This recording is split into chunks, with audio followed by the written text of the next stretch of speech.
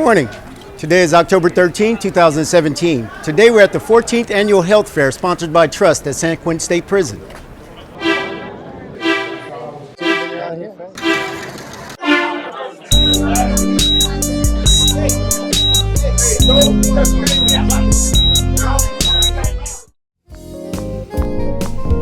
At Chapel B, the volunteers sat and listened to instructions and procedures on conducting the health fair in order to service the San Quentin's general population efficiently and fluidly.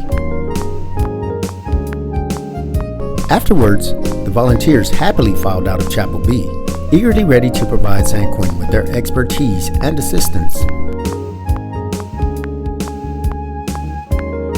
The volunteers, some composed of organizations such as the Bay Area Black Nurses Association, the San Francisco State School of Nursing, and the Alameda County Public Health Department, teamed up with Centerforce with a valiant mission, bestowing compassionate health care and valuable information to San Quentin's incarcerated.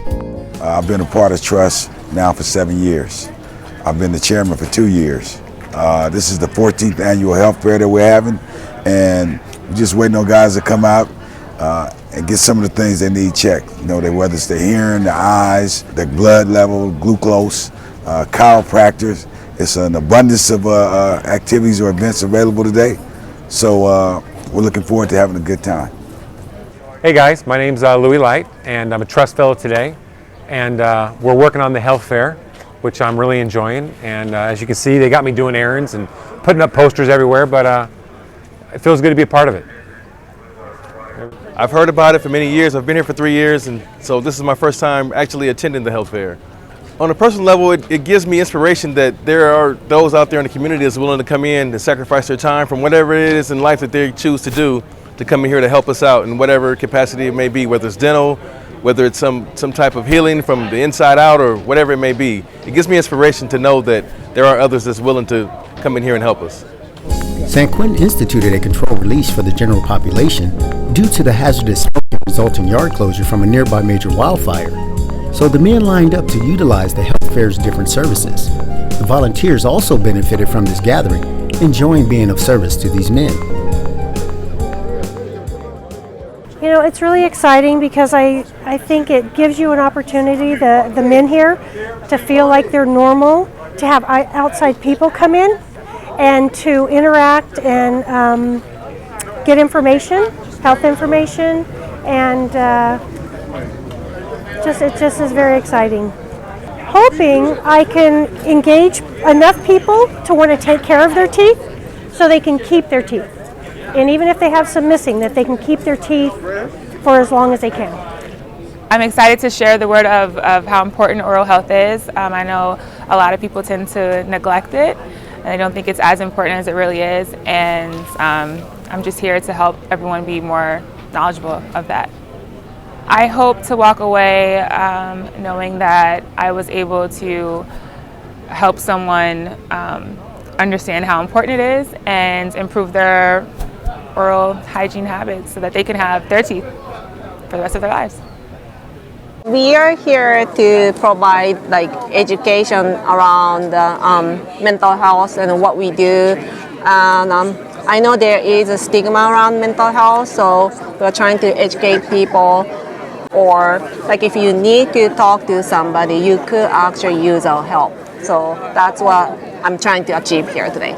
I think this is great to get to know the people I don't usually get to know, because I only see my patient and interact with patient in mental health, and I don't necessarily have opportunity to talk to other inmates. So I think this is great for me.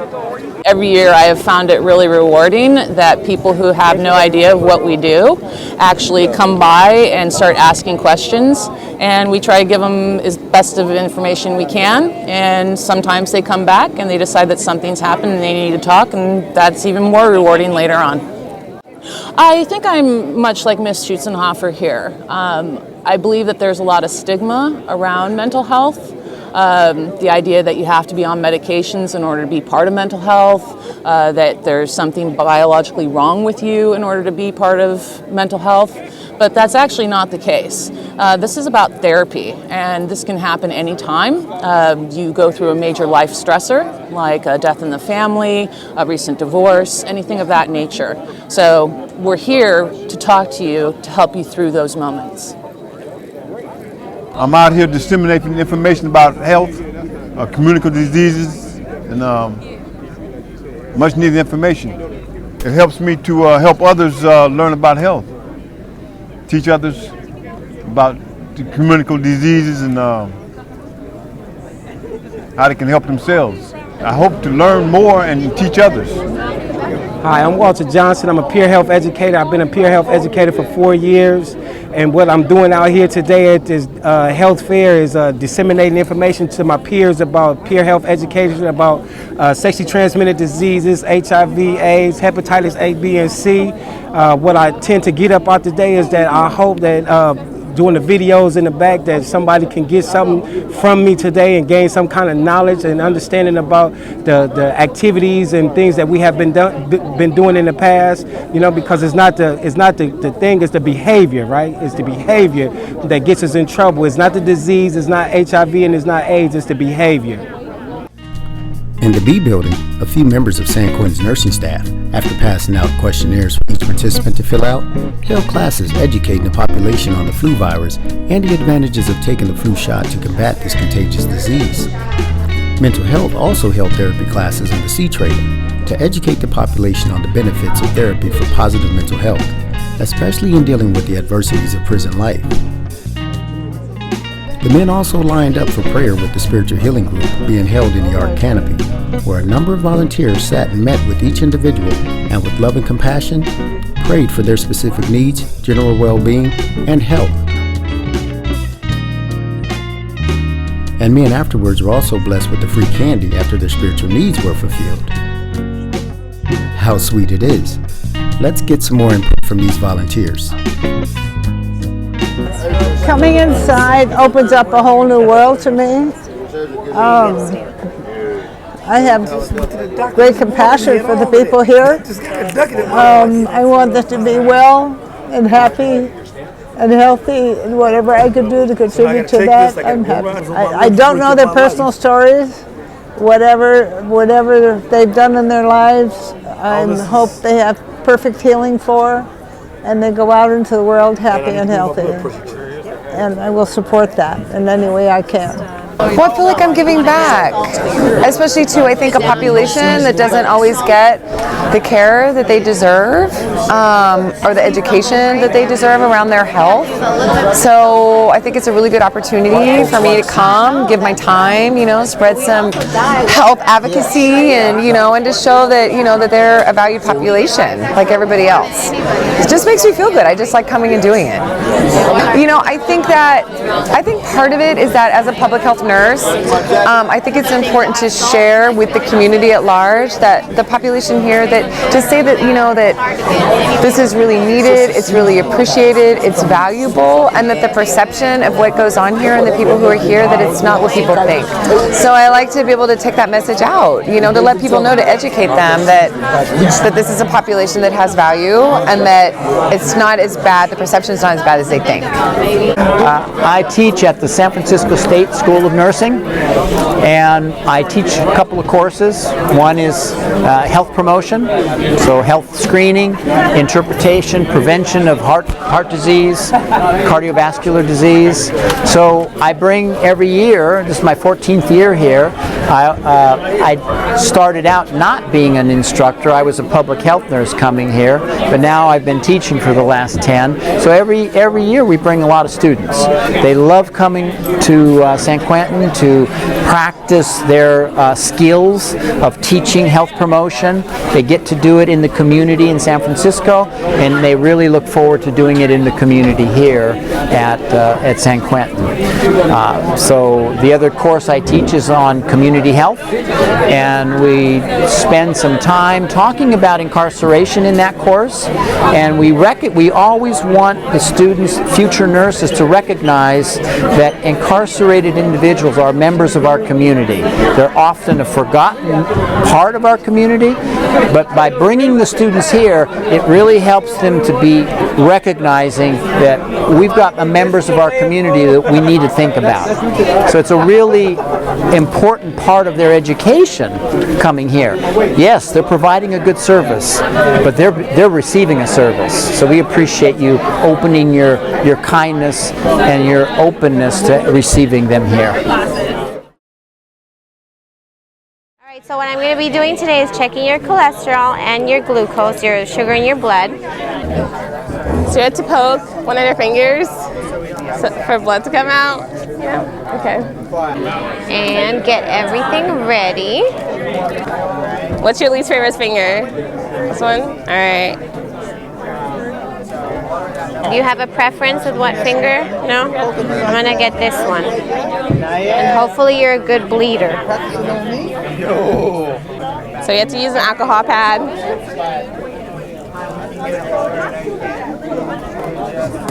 Alright. So what I'm doing now is just filling this pipette with blood, and then I'm going to put it into the little test strip, and it's going to take about a minute to read the results, and it's going to give me your cholesterol and your blood sugar levels. And then the blood goes in here.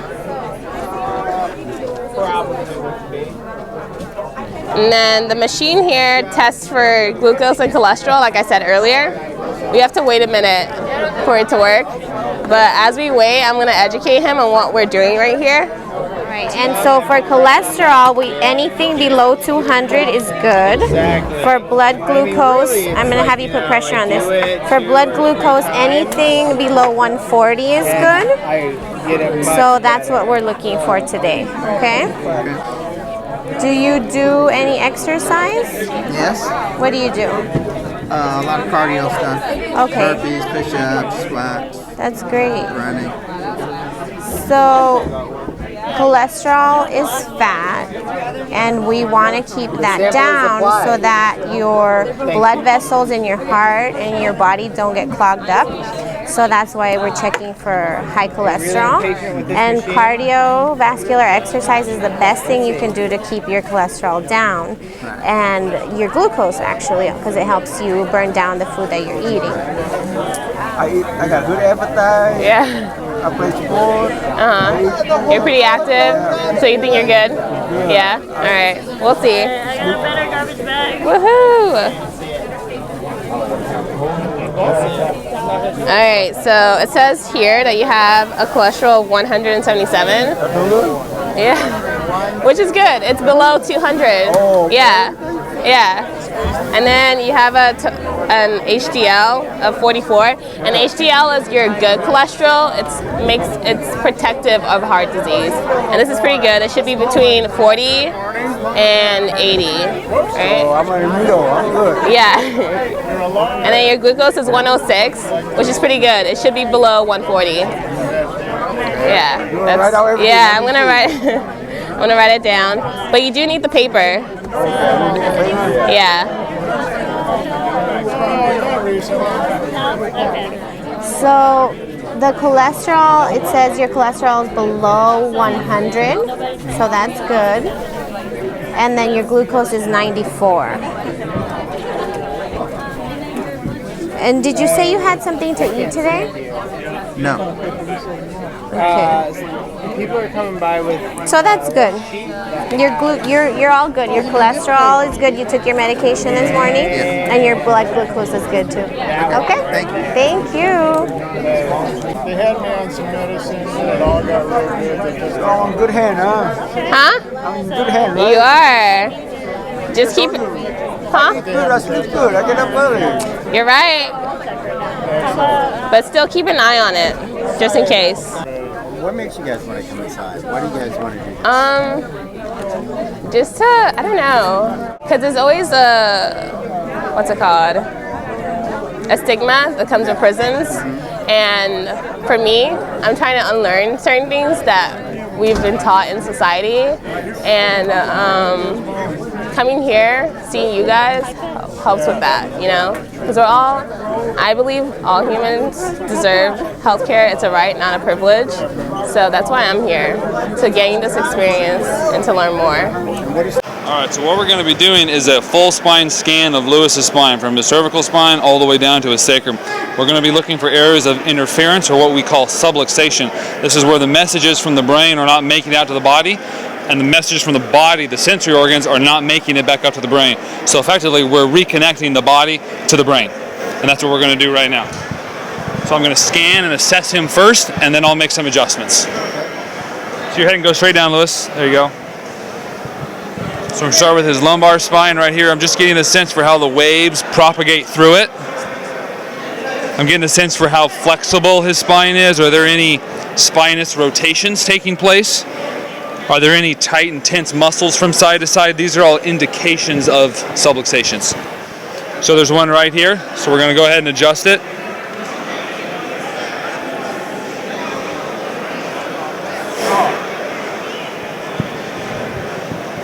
So after every adjustment, I do a scan again, because one thing changes everything. If you throw a penny into one edge of a pool, it's going to make waves at the other end. So the whole body is connected like that.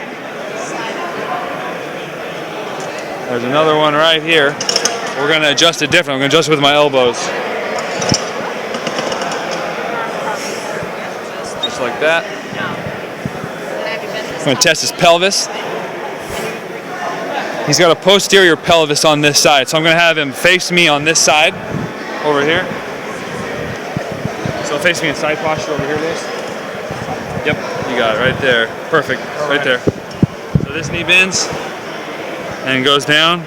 This leg is straight. Give me this arm right here. Right here. So he's got, oops. Where?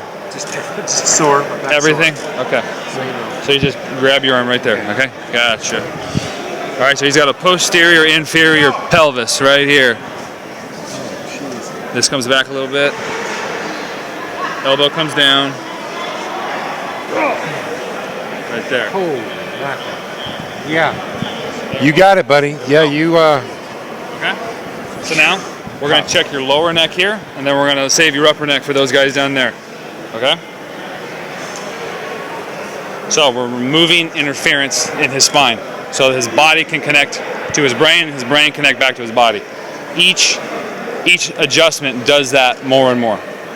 So the goal is that he is neurologically clear by the time he's done working with us today. Head drops, head drops.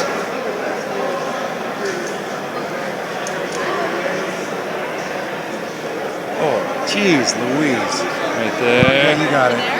Holy mackerel. What are you doing to me? Right there. Head fulcrums around. Oh my God. Right there. Did you hear how many times that popped? My God. We're done? Done. Yeah, we're done, all right. We're done. Thank you. Right on. So what you want to do?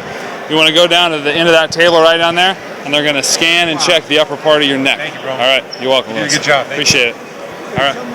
There we go. What makes you want to come inside San Quentin? Well, I'm from Wyoming originally, but I live in Oakland right now. Wow. And I love serving people. It doesn't matter who it is. I just love serving people. That's what I'm here to do, and that's my purpose as a chiropractor, is to help people connect to themselves so that they can connect to their surroundings and have beneficial relationships with everybody in their life. And what does it do for you on a personal level to be able to come inside and work with the inmates today? Oh, I love it. I love it. It's part of my mission in life and as a chiropractor to help adjust anybody and everybody. And so it doesn't matter where it is. I'll go anywhere. People are people. Unconditional love for humanity. That's what it's all about. I like that. I like that. There we go. All right, I'll go. I'll try you. There we go. After I got my back cracked, I had a dialogue with a few more people, including longtime health fair organizer Leslie Schoenfeld of Healthcare Frontier, who's been on the front lines of putting this annual event together from day one. I've been involved as a volunteer since its inception, and for the last several years I've been organizing it on the outside. And what I mean by that is organizing the different volunteer groups that appear at the health fair, working with the various funders, because the Public Health Department, Alameda County Public Health Department and Center for Us are our funders today, and then coordinating with the prison staff. So that's what I mean when I say helping to organize it on the outside. Honestly, it has transformed me personally, and having the opportunity to meet the men inside, understanding, seeing a human face, understanding the plight and kind of the trials and tribulations that they're facing. It means a lot to me. It helps me to connect my community with people behind bars. I have been doing this for 14 years, and I am motivated to continue because each year something more amazing happens than the prior year. What I mean by that is, one of the great things about the fair is we're able to bring in a lot of volunteers, many who are just regular civilians. They have never visited a prison before. What the health fair can do frequently is the volunteers themselves walk out transformed, and it has touched their hearts, their lives. They think of people behind bars in a different way, in a healthy, more intelligent way. That's why I keep doing it. The incredible, resilient men that I meet here, who are many who are really trying very, very hard to make amends and take the next right step in their lives. That's very inspiring to me. So just meeting the men and having that opportunity, seeing people that I knew from 5 years ago, and reconnecting, that's always great. But essentially, it's just knowing that we're providing, I think, a service of value. The community coming together and providing one day of unconditional love to the men, that just makes me feel very satisfied. I don't know if you were in the orientation this morning, but we took a quick pulse about we talked to the volunteers. We asked who are the new volunteers. So there were roughly half of the people here are new. They've never been to a prison before. So one of the things I hope to take away are those volunteers having been affected in a very positive way by this experience, and I want to take away them thinking about their experience here and then considering to come back next year and also talk to people in their community about what it's like behind bars here and what's really going on. So those are some of the things I'm hoping to take away. My name is Juan Arballo, and I'm the Health Fair Coordinator for T.R.U.S.T. as well as the Treasurer. I've been in T.R.U.S.T. for about 5 years. In 4 years that I've been participating in the Health Fair. The first 2 years I was directing one of the areas, the education area. At the same time, Angelo Falcone was training me into become the coordinator, which I've done for the past 2 years. What motivated me was first the interest that Angelo took in training me. Second, the support that I received from my T.R.U.S.T. fellows. And third of all, the service that I know I was going to be doing for my community, which will be ways to make amends. It's a satisfaction like no other, because to be able to gap that bridge between the outside and the inside communities is really speechless. I mean, I couldn't find the words.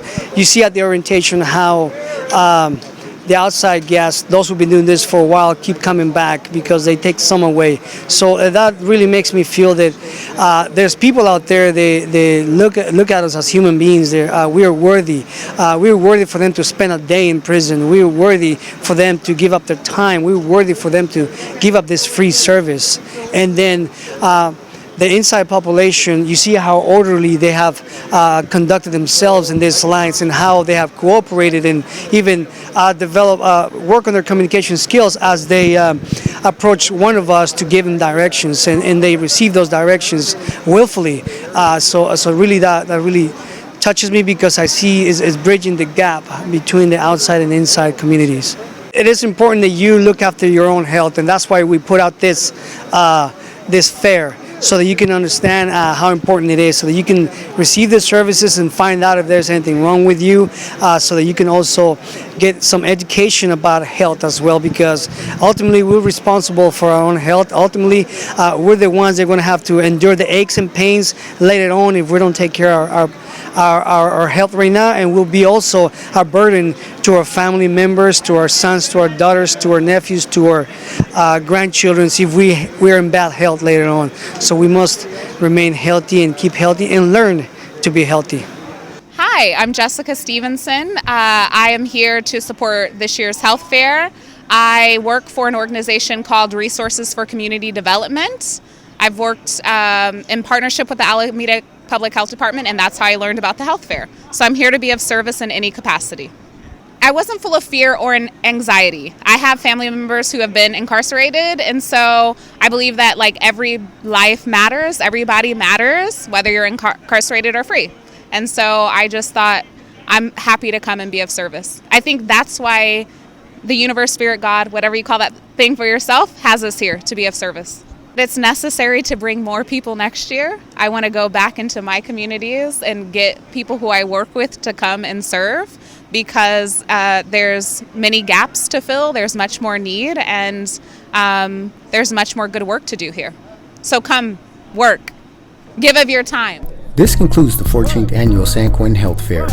Thanks to T.R.U.S.T, Center Force, all the San Quentin medical staff, and volunteers who made all this possible. For healthcare is a precious thing to those incarcerated, and to have those compassionate individuals take time out of their day to provide this service, words cannot describe how much of a blessing that is. This is Louis A. Scott reporting for SQTV.